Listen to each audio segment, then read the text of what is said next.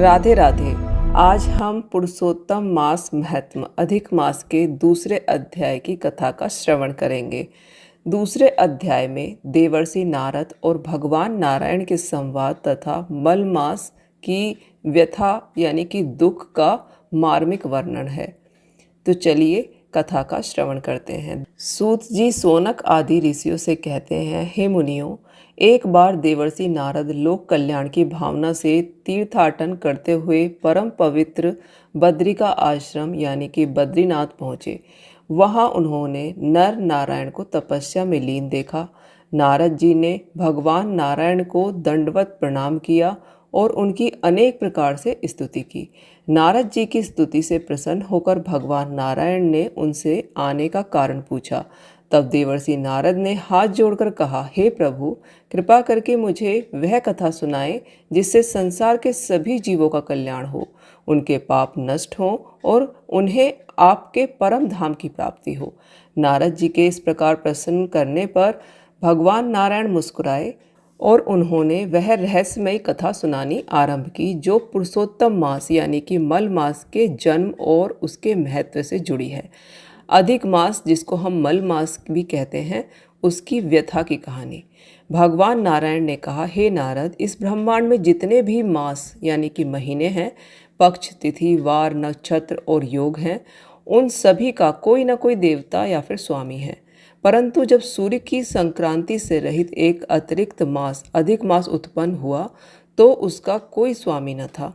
स्वामी न होने के कारण इस महीने को अत्यंत अपवित्र माना गया और इसका नाम मल मास पड़ गया। सभी देवताओं, ऋषियों और मनुष्यों ने इस मास को शुभ कार्यों के लिए वर्जित कर दिया।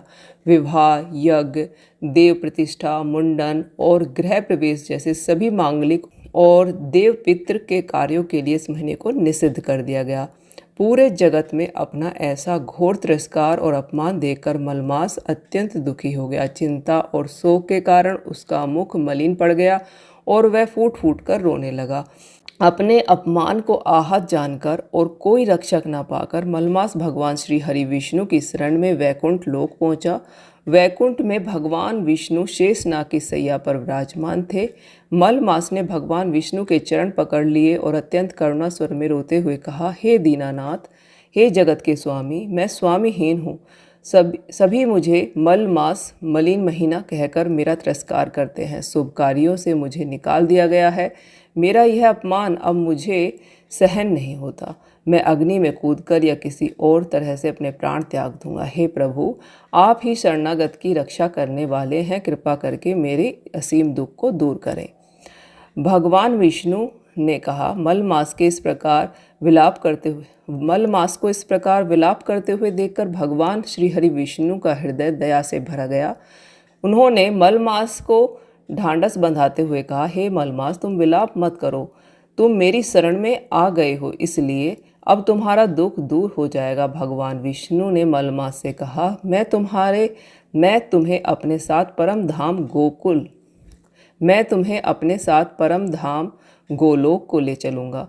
वहाँ परमेश्वर भगवान श्री कृष्ण विराजमान हैं, जो सभी दुखों का नाश करने वाले हैं। वही तुम्हारे संकट का कोई ना कोई समाधान अवश्य निकालेंगे और तुम्हें वह सम्मान दिलवाएंगे जिसके तुम अधिकारी हो। ऐसा कहकर भगवान विष्णु दुखी मलमास का हाथ पकड़कर उसे अपने साथ गोलोक धाम की ओर ले गए। यहीं पर पुरुषोत्तम मास अध्याय 2 की कथा समाप्त होती है। मिलते हैं अगले वीडियो में। आज की कथा अगर आपको पसंद आई हो तो वीडियो को लाइक करें, शेयर करें और चैनल को सब्सक्राइब जरूर करें। जय श्री कृष्ण।